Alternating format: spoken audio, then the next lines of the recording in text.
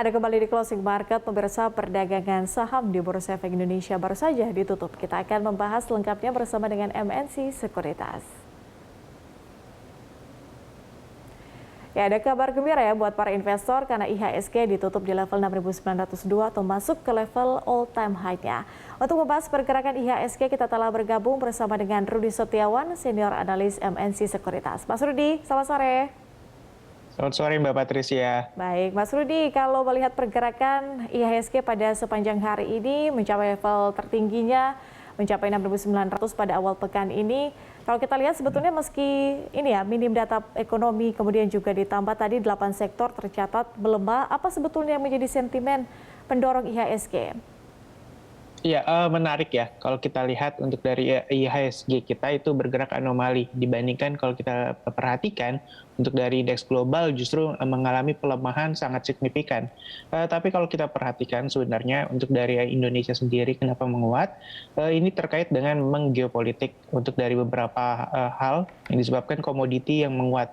Salah satunya untuk dari nikel dan juga emas yang dimana memang ini untuk dari harganya pun menguat, tentu ini menjadi pendorong untuk dari para investor tentunya asing melakukan buy untuk di Indonesia sendiri.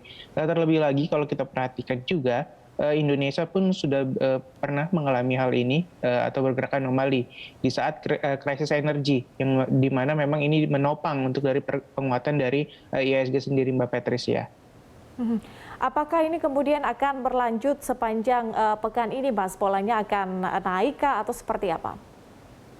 Oke, secara teoritis memang ada kemungkinan IHSG kita mencoba level psikologis ya, di level 7.000. Tapi kalau kita perhatikan memang untuk dari net foreign buy-nya sendiri saat ini sudah mulai tidak setinggi di pekan kemarin. Di mana kalau kita perhatikan memang untuk dari para investor masih memasuki untuk dari saham-saham blue chip seperti perbankan untuk dari Bank Buku 4 seperti BBRI, BBNI, dan juga untuk beberapa bank digital lainnya yang memang kalau kita perhatikan sebelum-sebelumnya juga mengalami penguatan. Tetapi untuk ke depan saya rasa masih cukup banyak untuk dari risiko terkait dengan geopolitik dan yang dimana ini akan menentukan untuk dari The Fed sendiri apakah akan melakukan langkah strategis hawkish untuk dari suku bunga acuannya. Dan juga kalau kita perhatikan untuk di Indonesia sendiri saat ini masih melihat terlebih lainnya juga seperti untuk dari suku bunga. Meskipun memang untuk dari BI sendiri masih menahan suku bunga di 3,5% Mbak Patricia. Dengan prediksi jika puncak Omikron akan berlangsung hingga akhir bulan ini, Mas, kemudian juga pasar yang masih menanti kebijakan dari The Fed akan seperti apa, karena nanti lagi kita akan masuk bulan Maret, ini bagaimana dampaknya terhadap indeks kita? Oke, untuk dari IHSG kita memang kalau saya rasa akan coba di-push jika memang ingin mencapai level 7.000 kemungkinan memang di bulan-bulan ini ya. Karena untuk di bulan depan sendiri kalau kita lihat itu sudah mulai masuk bulan puasa yang dimana memang kecenderungan untuk dari perdagangan sendiri melemah. Kalau kita perhatikan juga Omikron saat ini masih menjadi risiko untuk dari IHSG kita. Tetapi kalau kita perhatikan untuk dari pemerintah sendiri sudah cukup berhasil untuk menangani Omikron. Bahkan untuk dari pemerintah sendiri sejauh ini sampai dengan hari ini belum ada tanda-tanda merubah outlook dari pertumbuhan ekonomi secara keseluruhan Mbak Patricia. Oke, Mas, kalau berbicara soal sektor retail dan juga properti begitu, ini dengan banyaknya sentimen yang akan mempengaruhi pergerakan kedua sektor ini, kira-kira prospeknya akan seperti apa nanti, Mas? Ya, kalau kita perhatikan Mbak Patricia, untuk dari masyarakat Indonesia saat ini sebenarnya untuk dari ekonomi yang sudah pulih, sebenarnya ini sudah bisa dimanfaatkan untuk dari emiten-emiten retail dan juga properti. Kalau kita lihat mobilitas masyarakat yang dibuka, meskipun memang PPKM saat ini kembali ditingkatkan, tapi mobilitas masyarakat pun sebenarnya sudah mulai meningkat, yang artinya ini cukup bagus untuk dari emiten retail. Dan kalau kita perhatikan juga retailer-retailer lainnya itu sudah mulai coba untuk berekspansi, menambah-nambah gerai yang tadinya pun ditutup. Selain itu juga untuk dari sektor properti, kalau kita perhatikan emiten-emiten properti saat ini cukup berani untuk melakukan launching properti baru dan juga mereka sudah siap untuk membuka mal-mal mereka yang sebelumnya bisa dikatakan ini ditahan dulu pembukaannya, Mbak Patricia. Ini didukung dengan PPNBM berarti Mas Rudi, karena kalau kita lihat juga emiten properti seperti BSD ini nampaknya juga diprediksi penjualannya akan cukup tumbuh positif seperti itu. Ya, kalau kita perhatikan PPNBM di 2021 kemarin itu menciptakan marketing sales yang bertumbuh double digit. Bahkan untuk dari target mereka sendiri itu sudah dicapai itu di kurang-kurang lebih di bulan Agustus ataupun September. Bahkan kalau kita lihat saat ini untuk salah satunya seperti BSDE itu mereka bisa untuk dapatkan marketing sales 110% dari target mereka, yang dimana mereka cukup optimis untuk dari BSDE sendiri di tahun ini kemungkinan ada marketing sales-nya di atas 8 triliun, yang artinya memang kalau kita lihat kebutuhan hunian bisa dikatakan mulai meningkat kembali.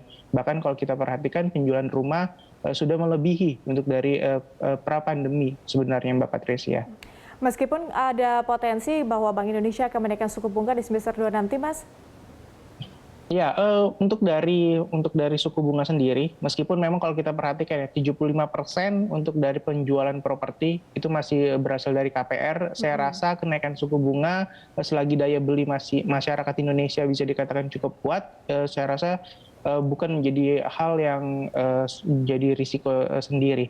Tetapi kalau kita perhatikan untuk dari backlog untuk dari properti sendiri yang bisa dikatakan masih tinggi, kurang lebih 10 juta untuk dari backlog properti di Indonesia, itu masih menjadi salah satu hal yang bisa dimanfaatkan oleh emiten-emiten properti dalam jangka panjang, Mbak Patricia.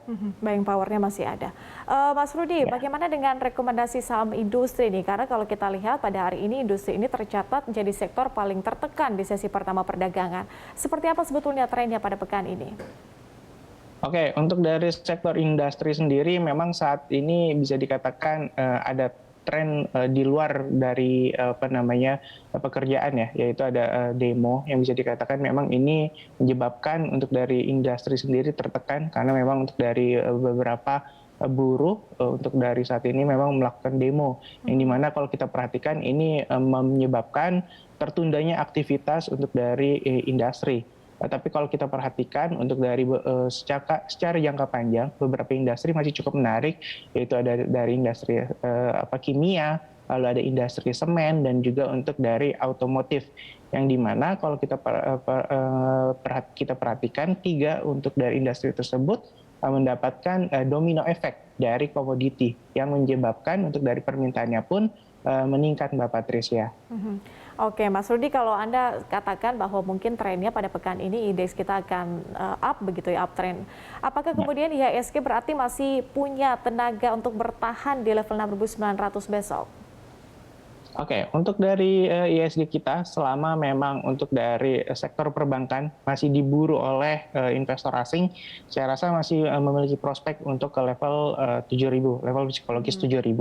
Karena kalau kita lihat saat ini untuk dari para investor menilai sektor-sektor di finansial, khususnya untuk di perbankan, bisa dikatakan secara valuasi masih menarik, di mana memang untuk dari ekonomi Indonesia masih dianggap resilient dibandingkan untuk dari beberapa negara kawasan ASEAN lainnya, Mbak Patricia.